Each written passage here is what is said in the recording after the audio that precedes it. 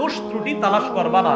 ফাইন্নাহু মাইয়াত্তাবি আওরাতিহিম, রাসূলুল্লাহ সাল্লাল্লাহু আলাইহি সাল্লাম বলেন, কেউ যদি মুসলমানের দোষ তালাশ করে, ইয়াত্তাবিল্লাহু আওরাতা, আল্লাহ তার দোষ তালাশ করে। দেখেন আমার দিকে, আমি তার দোষ তালাশ করি, আল্লাহ আমারটা তালাশ করে।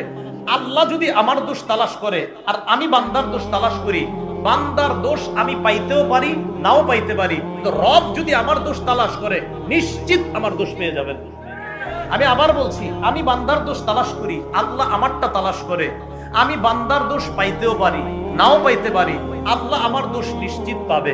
রাসূলুল্লাহ সাল্লাল্লাহু আলাইহি সাল্লাম বলেন, ফাইন্নাহু মাইয়াত্তাবিল্লাহু আওরাতা, শোনো, আল্লাহ যদি কারো দোষ তালাশ করে, ইয়াফসাহু ফি বাইতিহি, আল্লাহ তারে ঘরে হইলেও অপমান করে ছাড়বে।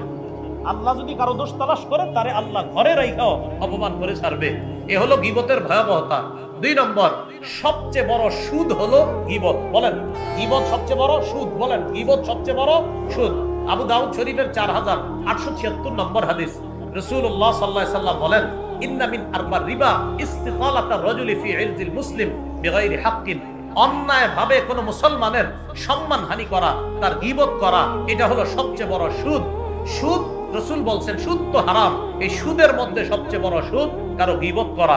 3 নম্বর, কোন ব্যক্তি যদি গীবত করে মারা যায়, গীবতের অপরাধ থেকে মুক্তি না নিয়ে কিয়ামত পর্যন্ত ওই ব্যক্তি তামার নখ দিয়া তার চেহারা আর তার বুক খামচাইতে থাকবে কিয়ামত পর্যন্ত।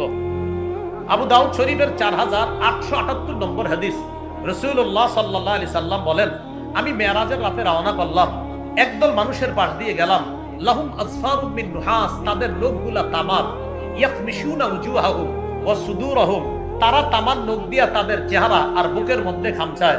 আমি জিবরিলকে বললাম, এরা কারা? জিবরিল বললেন, হা উলা ইল্লাযীনা ইয়াকুলুনা লুহুমান নাস, হুজুর, এরা তারা যারা মানুষের গোশত খাইতো।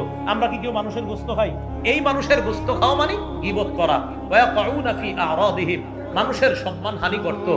রাসূলুল্লাহ সাল্লাল্লাহু আলাইহি সাল্লাম এই হাদিস যখন বললেন যে কিয়ামত পর্যন্ত ওই ব্যক্তি এই অবস্থা চলতে থাকবে, কিয়ামতের মাঠে তো আরো শাস্তি তার জন্য রয়ে গিয়েছে।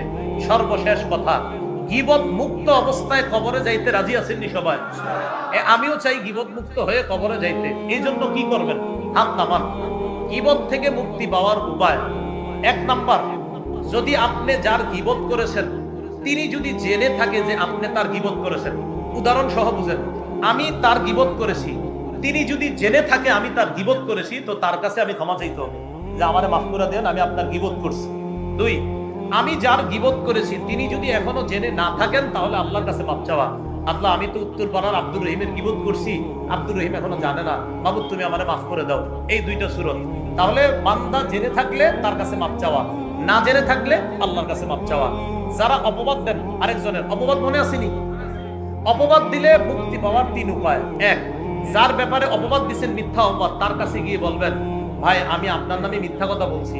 2 নাম্বার, তাকে বলবেন, ভাই আমারে আপনি মাফ করে দিয়েন। 2 নাম্বার তাকে বলবেন মাফ করে দিতে। 3 নাম্বার, আল্লাহর কাছে মাফ চাইবেন।